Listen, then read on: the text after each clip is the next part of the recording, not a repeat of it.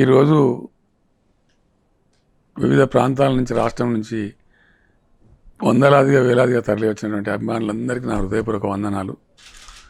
నాకు అనుకోకుండా జరిగినటువంటి యాక్సిడెంట్తో ఆసుపత్రిలో యశోద హాస్పిటల్లో నేను ఇక్కడ ఉన్న ఈ సందర్భంలో వైద్య బృందం సీరియస్గా నన్ను హెచ్చరించింది ఏంటంటే ఇన్ఫెక్షన్ వచ్చే అవకాశం ఉంటుంది, దాంతో సమస్య ఇంకా పెరిగి చాలా అవస్థలు వస్తాయి, మీరు నెలల తరబడి బయటకు పోలేరనే మాట చెప్తున్నారు.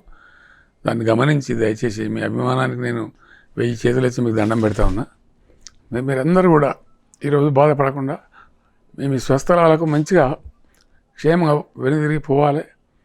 రేపటి నుంచి కూడా నేను రాష్ట్ర ప్రజలకు విజ్ఞప్తి చేస్తూ ఉన్నా, దయచేసి కనీసం ఇంకో 10 రోజుల వరకు ఎవరు కూడా తరలి రావద్దని, అది అందరికి కూడా మంచిది కాదని చెప్పి నేను వినయపూర్వకంగా విజ్ఞప్తి చేస్తూ ఉన్నా.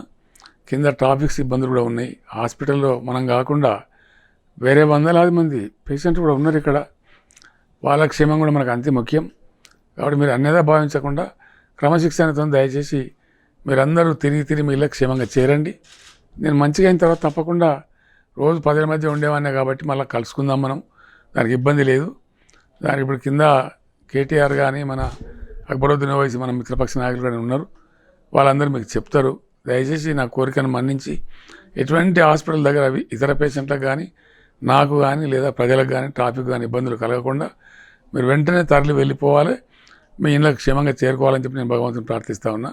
నా మాటను మన్నించి గౌరవించి ఏమాత్రం ఇబ్బంది లేకుండా గొడవ లేకుండా మీరందరూ తిరిగి మీ స్వస్థలాలకు క్షేమంగా చేరుకోవాలనేది నా విజ్ఞప్తి. నా విజ్ఞప్తిని తప్పకుండా మీరు మన్నిస్తారని భావిస్తూ ఉన్నా. ధన్యవాదాలు.